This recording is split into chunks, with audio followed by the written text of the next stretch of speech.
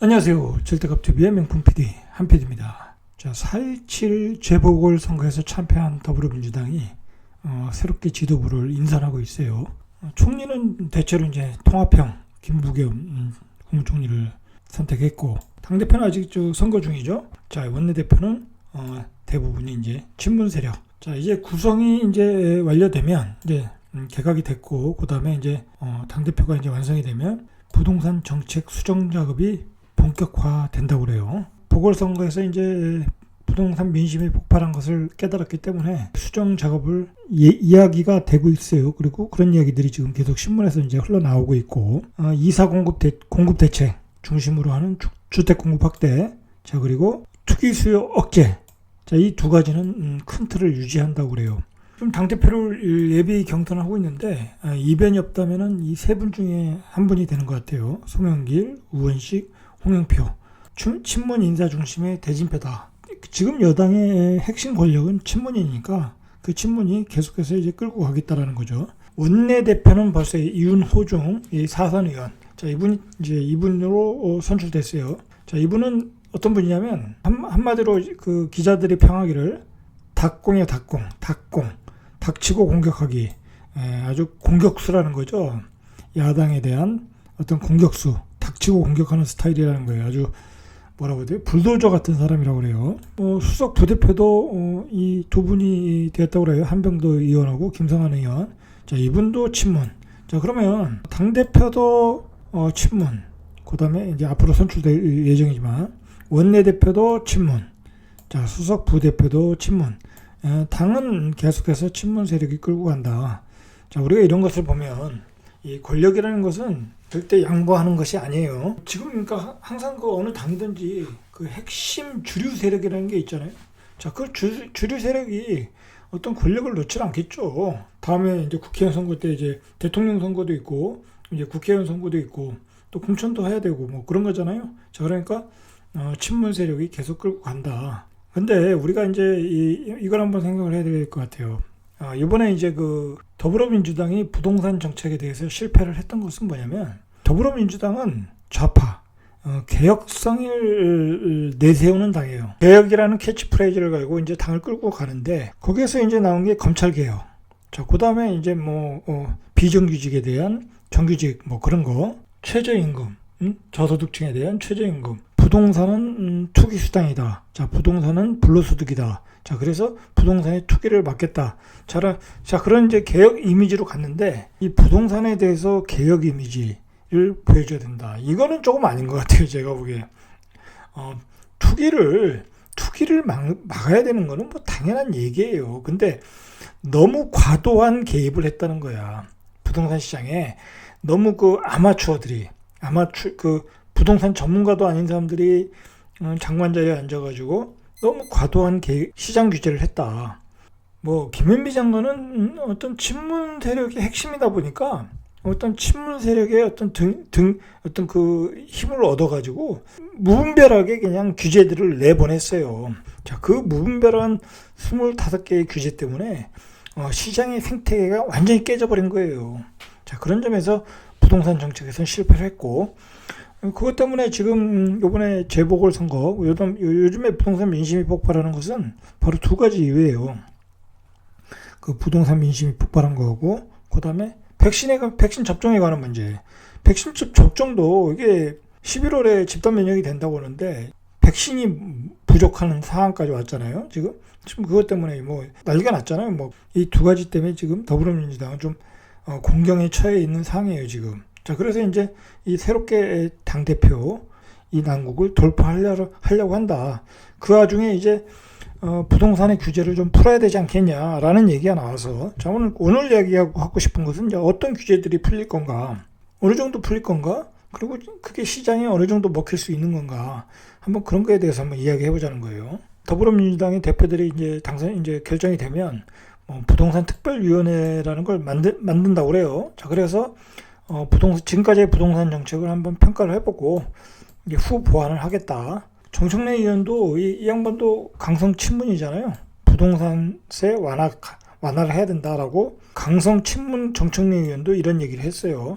자, 그만큼 부동산 민심이 결정적인 패인의 원인이었다. 이거를 해결하지 못하면 내년에 대선도 힘든다. 그렇게 생각하는 것 같아요. 부동산 완화 정책은 아무래도 더불어민주당의 어떤 선거 전략으로서 규제 완화 정책이 나온다고 보시면 될 것 같아요. 지금 아까도 얘기했듯이 지금 핵심 문제는 부동산과 백신이에요. 백신. 자, 이 두 문제를 극복 못하면 정권 재창출은 어렵다. 이제 그렇게 보고 있는 거예요. 자, 먼저 이야기 되는 게 종부세 완화론이에요. 이제 아무래도 이번에 선거에서 강남에서 그 압구정동인가요? 거기서는 한 80%인가 90% 몰표가 나오지 않았습니까? 아무리 강남이라고 해도 강남의 압구정동 뭐 그런 강남구라고 해도 그렇게 몰표가 나온다고 하면 어느 당이든지 놀랄 수밖에 없어요. 그렇지 않겠습니까? 세입자도 있고 뭐 새들어 사는 사람도 있을 텐데 그렇게 몰표가 나오니까 이건 아니구나라고 이제 판단하는 것 같아요. 자, 그래서 나오는 얘기가 이제 종부세 완화론인데 보통 이제 종부세는 부자들에게 이제 물리는 세금인데 그럼 뭐 1%에서 2% 정도 물렸는데 서울의 16%가 종부세를 낸다. 이거는 심각한 거죠. 그죠? 그럼 1%의 부자가 16%가 됐다라는 거죠. 그건 조세 저항이 일어날 수밖에 없어요. 투표 결과를 보고 완화책을 내놓는다. 저는 참 한심한 것 같아요. 이게 아니 그 정도 시뮬레이션도 안 하고 공시지가 환원율을 높이고 어떤 세율을 정했을까요? 그 나라를 운영하는 사람들이 어떻게 그런 시뮬레이션도 안 해보고 그 신문에 나와서 자기들도 알았는지 몰랐는지 아니면 뭐 16%에다 종부세를 때려도 괜찮다고 생각을 했는지 제가 보기에는 이거는 뭐랄까요 당정의 커뮤니케이션의 미스예요. 미스. 그것도 선거를 앞두고 그렇잖아요. 보궐선거를 앞두고 그게 이제 일정상 나와야 되는 스케줄이었는데 그거 누가 만든 당에다가 투표를 하겠습니까? 말이 안 되는 거죠. 그러니까 자, 그래서 나오는 얘기가 1주택자 또는 실수요자를 등으로 종합부동산세, 보유세 부담을 완화하겠다라는 얘기가 나오고 있어요. 그래서 종부세에서 뭐 고령자, 장기 보유자 공제 혜택을 확대하겠다. 뭐 아직 확정된 건 없어요. 뭐 이런저런 얘기가 나오고 있다. 또는 이런 얘기도 있어요. 이거 실현 가능성은 없는데 종부세 대상을 상위 1%에서 2%로 딱 잘라가지고 커트라인을 잘라가지고 하겠다. 자, 이것도 말이 안 되잖아요. 그죠? 종부세 내는 등수를 정하겠다라는데 이건 말이 안 되겠죠. 자, 그리고 종부세 부과 기준을 공시가격 9억 원이잖아요. 9억 원 넘으면 공시가격 9억 원을 넘으면 종부세 대상인데 이것을 12억으로 상향 조정하는 방향도 얘기되고 있다요. 그리고 종부세율을 구간별로 조정하겠다라는 얘기도 있고 자, 대체로 이런저런 얘기가 오고 가는데 종부세는 완화될 것 같아요. 완화됐다. 자, 그런데 우리가 한번 생각을 해야 돼요. 이 종부세라는 것도 그렇지만 결국 정부가 실패했던 건 뭐냐면 부자들에게 걷는 세금이 종부세인데 그게 서울 시민의 서울의 16%의 가구에서 낸다. 이것 자체가 잘못되니까 종부세가 아니고 중산층세가 됐다는 거예요. 중산층세. 자, 그런데 최근에 그 신문에 나온 게 법인을 이용한 투기 세력들, 이 투기 세력들이 있잖아요. 막 1억 미만의 아파트, 또는 어느 특정 아파트에 들어가서 10개, 20개씩 막 잡는한 법인들이 많아요. 투기꾼들이. 이런 세력들이 극성을 부렸어요. 이번 시장에서 아주 너무나 극성을 부렸고 부동산 시장을 교란시킨 거에는 두말할 필요가 없어요. 자, 그런데 이러한 투기 세력에 의해서 관리 감독 또는 세금 징수 그런 것을 해야지. 말 그대로 강남에서 그냥 집 한 채 가지고 오래 살았던 분한테 또는 강북에서 오래 살았던 집 한 채가 올라가서 그냥 은퇴하고 수입도 없는 사람들한테 장기 보유했다는 이유만으로 그 종부세를 때리겠다. 이것 자체가 말이 안 되는 거죠. 말 그대로 더불어민주당은 어떤 개혁적인 당인데 자기들이 이야기하는 게 투기 세력이 적폐 세력이라는데 진짜 투기 세력들은 못 잡았어요. 아주 진짜 투기 세력은 못 잡고 애매한 중산층만 잡은 꼬라지가 됐다라는 거야. 이번에 문제는 그게 문제라는 거예요. 자, 지금 여러 가지 이야기들이 나오고 있어요. 그 미세 조정을 하겠다라는 거예요. 자, 그 중에 재산세 감면 대상이 이제 6억이잖아요. 6억 이하는 재산세율을 낮춰서 재산세를 좀 할인을 해주겠다라는 건데, 요즘 최근에 이제 집값이 올라갔잖아요. 자, 그러니까 6억을 9억으로 한번 높이자라는 얘기도 있어요. 자, 이야기가 있을 뿐이에요. 자, 그리고 LTV 주택담보대출 비율과 DTI 총 부채 상환 비율을 청년 무주택에게, 투기과열지구에서 청년 무주택자에게 기존에 40%였는데 50%까지 주겠다. 이제 청년들이 2030에 이번에 민심이 폭발했잖아요. 자, 그 친구들에게 집 살 기회를 폭넓게 줘야 된다라는 얘기가 있어서 이것도 가능성이 높아요. 40에서 50 투기과열지구에서, 조정지구에서는 50에서 60%, 뭐 송영길 의원은 뭐 90%까지 대출하자고 하는 말도 안 되는 이야기를 하더라고요. 그래서 대출 규제를 완화하는 방안도 논의되고 있다. 자, 이런 얘기들이 논의되고 있다라는 거예요.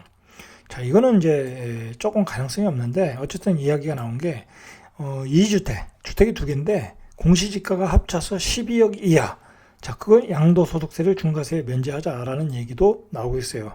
자, 이거는 좀 쉽지 않을 것 같아요. 중과세에 관해서는 더불어민주당이 아주 예민하게 반응을 하고, 이거 투기 세력에 대한 면제부를 주는 거잖아요. 자, 그러니까 이거는 좀 가능성 없는 것 같아요. 자, 왜 이런 얘기가 오가냐면, 시장의 유통 물량을 중과세 면제해줘서 많이 풀어줘서 유도를 하자라는 거예요. 근데 이거는 저는 안은 좋다고 봐요. 이거는 좀 돼야 될 것 같아요. 그래야 시장에 매물이 많이 나오지 않겠습니까? 자, 팩트 체크를 하면 대체로 종합부동산세, 종부세 과세 기준을 공시지가 9억에서 12억으로 높이면은 한 20만 명에서 플러스 알파 정도가 대상에서 빠진다고 그래요. 자, 그러니까 요 안이 가능성이 높다고 그래요. 이 홍남기 부총리가 국회에서 뭐 이야기를 했던지 아니면 기자들한테 이야기를 했던지, 자, 요 안은 가능성이 매우 높아요. 자, 20만 명이라는 수치까지 나온 거 보니까, 자, 9억에서 12억으로 높인다. 많이 빠져나가겠죠, 종부세에서. 재산세 감면 대상도 공시지가 6억에서 9억으로 높이겠다. 그러면 전체 주택의 한 96%가 확대되고 한 4%가 이제 세금을 좀 더 낸다. 그렇게 이제 보시면 되는 거죠. 이제 공시지가 환원율에 의해서. 자, 요 안은 거의 확정이 되지 않을까. 자, 이제 요것도 약간은 좀 문제가 있어요. 사실은 이게 뭐가 문제냐면, 예를 들어 공시가격 9억 원에서 12억으로 간 문제라든지, 뭐 요게 이제 어떤 투기 세력들이 이용할 수 있는 여지는 좀 있어요. 제가 보기에. 요거는 조금 여지는 있어요. 뭐, 그러나 이제 많은 다수의 그 중산층들이 피해를 보고 있는데, 뭐, 그 투기 세력 때문에 이걸 못할 수는 없는 거죠. 자, 그러니까 할 가능성이 높다. 이제 그렇게 봐야 될 것 같아요. 자, 이 윤호중 닭공, 민주당 내 원내 사령탑으로 선출된 윤호중 대표. 자, 이 양반이 뭐라고 했냐면, 국민 눈높이에서 기존 부동산 정책을 재검토한 후 미세 조정을 하겠다라는 거예요. 그러니까 기존의 원칙은 지키겠다라는 거예요. 아까도 말했듯이 그럼 미세 조정을 하겠다라는 거예요. 그러니까 너무 많이 기다릴 필요는 없어요. 투기는 엄정히 막대 1가구 1주택 원칙으로 실수요자를 위한 공급 확대와 금융세제 지원 방안을 적극적으로 검토하겠다라는 거예요. 자, 이런 부분 자체적으로 이러한 문제가 있고, 지금 문제는 또 뭐냐면, 이 야당이 서울시장, 부산시장 됐고 선거에서 이겼기 때문에 이 야당이 또 공시 가격을 가지고 집단 대응을 하고 있어요. 자, 그래서 그 공시지가 선정에 대한 기준을 지자체에게 넘겨라. 자, 그런 얘기까지 나오고 있어요. 그리고 공시지가 산정에 문제가 있다. 자, 그랬더니 국토교통부에서는 공시지가 가격에 문제가 없다라고 얘기를 했어요. 이게 문제가 없겠어요? 왜 문제가 없겠어요? 문제가 많죠. 네, 해놓고 문제가 없다고 오리발 빼는 거죠. 자, 그래서 이제 노영욱 후보자, 국토교통부 장관의 후보자가 얘기를 했어요. 그 문제에 대해서는 한번 야당과 소통을 하겠다. 국무조정실에 있던 이 사람을 국토교통부 장관으로 뽑은 것은 협의하라 이거야. 예전처럼 막 그냥 밀고 밀어붙이는 불도저식이 아니라 이제 전체적으로 뭐 기재부 다른 부서와의 협의, 야당과의 협의, 자, 그리고 국민 민심을 수습할 수 있는 안을 만들 수 있도록 조정자가 되라는 거예요. 그런 점에서 이제 이 양반에게 조금 시장 통제 경제에서 시장 경제로 전환하는 것에 대해서 조금 기대를 할 수 있는 부분이 있지 않을까 그렇게 생각을 합니다. 저는. 자, 지자체와 충분한 대화 소통을 통해 해법을 찾겠다고 그래요. 이 양반도 노영욱 후보자 역시도 뭐 자기가 자기 소신으로 발언하기보다는 청와대 또는 당에서 어떤 컨펌이 돼 있겠죠. 그 어떤 부동산 정책에 대해서 앞으로 부동산 민심을 달래는 정책의 방향으로 가야 된다는 방향은 설정이 된 것 같아요. 이런 얘기들이 나오는 거 볼 때는. 자, 문제는 이제 7월달, 9월달 고지서가 발송될 때예요, 이제.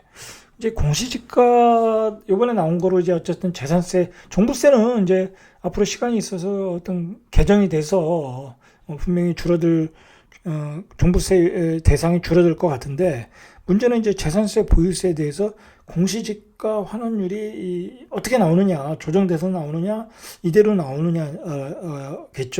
자, 근데 만약에 뭐 이대로 나온다, 만약에 뭐 예를 들어서 이번에 인상된 가격 19% 뭐 이렇게 인상된 가격으로서 나온다. 자, 그러면 그 고지서가 나오면 말 그대로 재산세발 민심 폭발이 하는 거예요. 재산세발 민심 폭발.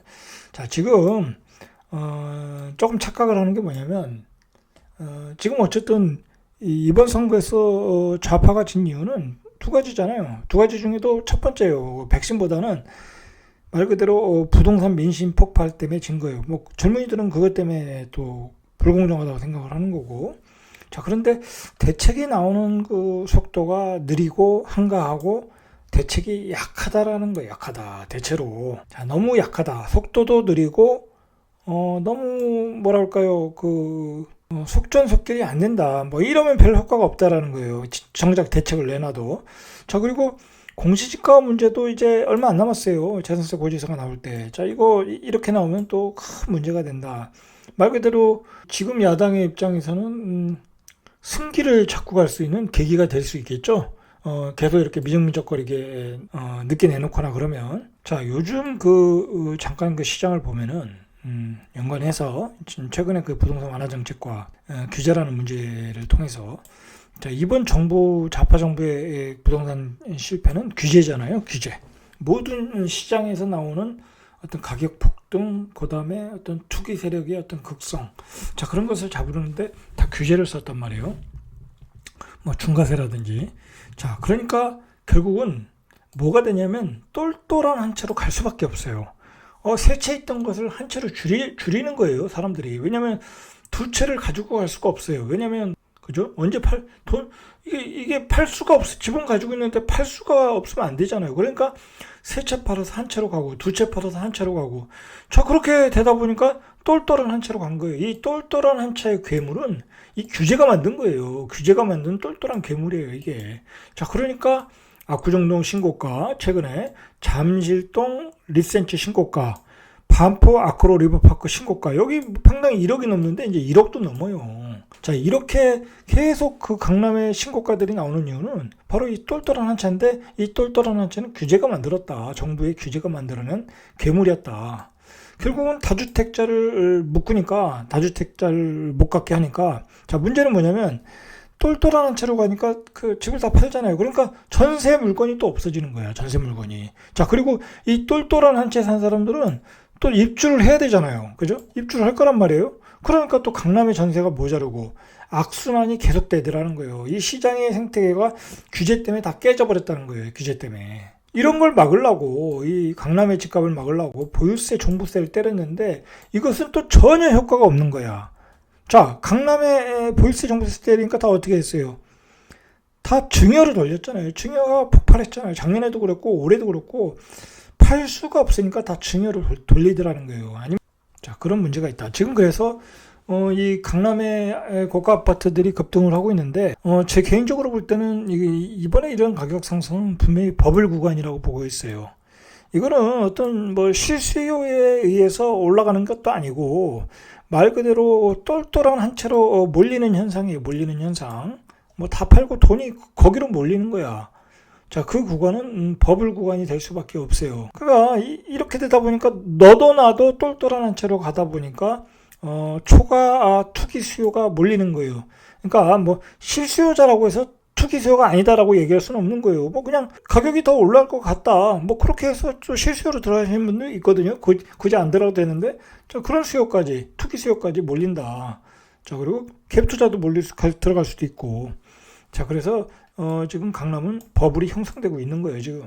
그러니까 정부는 지금 그 좌파 여당은 그런 규제 때문에 모든 게 자꾸 꼬이는 거야. 자꾸 꼬여서 더 많은 악재들이 시장에 나오고 있는 거예요. 주체를 못하는 거예요. 나타나는 현상에 대해서 자기도 주체를 못하는 거예요. 여기다 또 규제를 내놓겠습니까? 어떻게 규제? 15억 대출 규제했는데 그래도 저렇게 매매가 되잖아요. 다른 아파트 다 팔아서 들어오잖아요. 그러니까 별 의미가 없다니까요. 결국은 15억 대출 규제 때문에 강남으로 들어가고 싶은 사람은 못 들어가게 되는 그 중산층이 강남 진입을 막게 되는 사다를 걷어차는 그런 또 욕을 먹게 되는 거예요. 욕을 먹게. 자, 어쨌든 정부가 지금 좌파여당이 완화 정책을 내놓는데 찔끔찔끔 내놓는데 속도도 느리고 근데 중요한 것은 절대로 좌파의 어떤 부동산 정책은 안 바뀌어요. 자, 바뀔 수가 없어요. 좌파는 좌파의 색깔이 있고 우파는 우파의 색깔이 있는 거예요. 근데 좌파의 색깔을 잃어버린다는 것은 자기의 존재감을 잃어버리는 거예요. 존재감. 자, 그 존재감을 잃어버리겠습니까? 존재감을 잃어버린다는 건 그것에 대한 지지층을 다 잃어버린다는 거예요. 그러니까 그런 일은 절대 벌어지지 않는다. 자, 그래서 좌파의 정책 공공이 대세이고 다주택자는 계속 적폐예요. 적폐. 그리고 보유세, 재산세는 속도만 늦출 뿐이지 앞으로도 계속 증가할 가능성이 높아요. 자, 그러니까 이런 완화 정책에 뭐랄까요? 또 이렇게 혹할 필요는 없다는 얘기예요.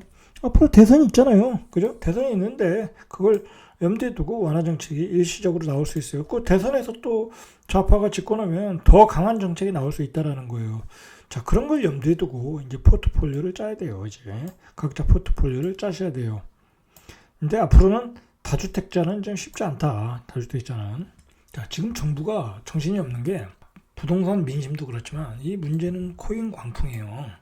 지금 이게 대한민국 사람들이 예전부터 그 투전판을 좋아했는데 자, 이 코인 시장이 뭐 거의 투전판이 돼버렸어요. 뭐 가치에 의해서 움직이는 게 아니라 비트코인이 하나 뜨니까 이제 그 잡코인, 알트코인들이 그냥 돌아가면서 순환매로 이렇게 계속 가격들이 폭등하고 있어요. 또 알트코인은 가격이 뭐 400원, 500원 막 저가니까 뭐 그냥 사기가 좋잖아요.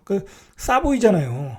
비트코인이 7천만 원이라니까 못 사는 거고. 거기에 젊은이들이 지금 20대, 30대들이 엄청나게 들어가고 있다는 거예요.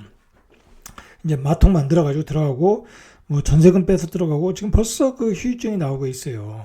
자, 이게 정부가 이게 지금 정신을 못 차리는 것 같아요. 지금 이거 어떻게 이 시장을 어떻게 해야 되나?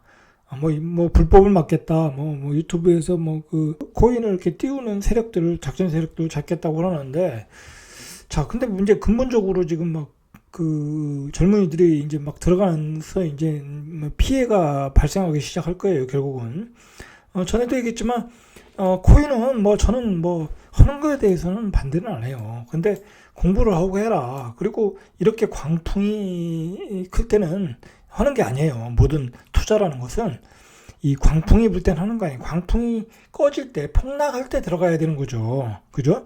주식이든 부동산이든 코인이든 폭락을 할 때 해야 되는 거예요. 이렇게 광풍이 불 때는 대부분이 손해를 보는 거예요. 손해. 자, 요즘 이게 더 심각한 게 뭐냐면 김치 프리미엄이라고 해서 예를 들어서 중국에서 코인을 사가지고 와서 돈을 이제 해외로 보내서 누군가 중국에서 사서 코인을 가지고 와서 코인을 보냈겠죠. 아는 사람한테. 그럼 보내가지고 한국에서 파는 거야. 그 프리미엄이 1,000만 원 정도 된다잖아요. 그러면 그렇게 해서 그 외화가 유출되는 게 많다고 그래요. 그래서 오늘 정부에서 그거에 대한 좀 금지를 내리겠다, 제재를 하겠다.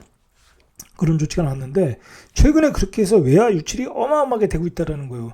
잘못하면 외환위기도 오는 거예요. 이렇게 잘못하다 보면 이렇게 외화가 너무 많이 빠져나간다는 거예요.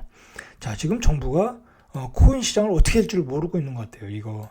그렇다고 코인 시장에 대해서 불법이다 뭐다 얘기할 수도 없는 거고, 그렇다고 그거 화폐 가치도 없다 그런 얘기는 이미 나왔던 얘기고, 그래도 그렇게 막 거래가 되는데, 야, 이거는 정말 뭐랄까요, 그 진날에 앞으로 시간이 지난 뒤에 어떤 역사책에 어떤 기록될 내용이에요. 뭐 어떤 가치도 없는 상품에 뭐 우리가 그 가치를 알 수가 없잖아요. 나중에 화폐로 사용할지 안 될지. 근데 지금 현상으로 봐서는 그게 누구나 코인을 만들면 그게 뭐 그러면 정부가 만들어내는 화폐가 있고 그게 민간이 만들어내는 화폐가 있고 뭐 그게 어떻게 되겠습니까? 뭔가 어떤 조치가 내려지겠지.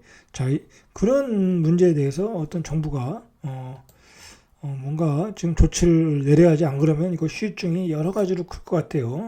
자, 그렇다고 또 마통을 규제하면 2030들이 또 반발하겠죠. 참 어려운 상황이에요, 지금. 오늘 주제에 대해서 정리를 해보면, 부동산 민심에 대해 폭발해서 보선에서 이제 당대표, 원내대표가 구성되면 이제 완화 정책이 이제 나올 거라고 하고, 그 나올 거란 정책들도 어느 정도 윤곽이 잡히는데, 자, 그 속도가 너무 느리다. 자, 그리고 7월, 9월에 나오는 공시지가 환원율, 재산세부터 벌써 거기서부터 손을 대야지 그대로 가격으로 인상된 가격으로 나오면 또 한 번 또 민심이 폭발할 수 있다라는 거예요. 폭발할 수 있다. 자, 그런 점을 좀 염두에 둬요. 그리고 계속 이야기하지만 시장 경제로 가지 않는 한 계속해서 이렇게 통제 경제 기조를 통제해서 시장으로 바꾸지 않는 한 더 어려운 부동산 상황이 연말로 갈수록 생길 수 있다. 연말로 갈수록. 자, 연말이 되면, 자, 6월달 재산세, 보유세 기간이 지나면은 서울의 전세 가격이 올라갈 가능성이 많아요. 공급 물량이 모자라서. 자, 그러면 매매가도 자극을 하고 우리가 상상하지 못한 시장이 나올 수 있어요. 자, 안 그래도 지금 버블 구간인데 더 많은 버블이 나올 수 있는 거예요. 그러면 버블이 나오면 누군가 피해를 보는 거야.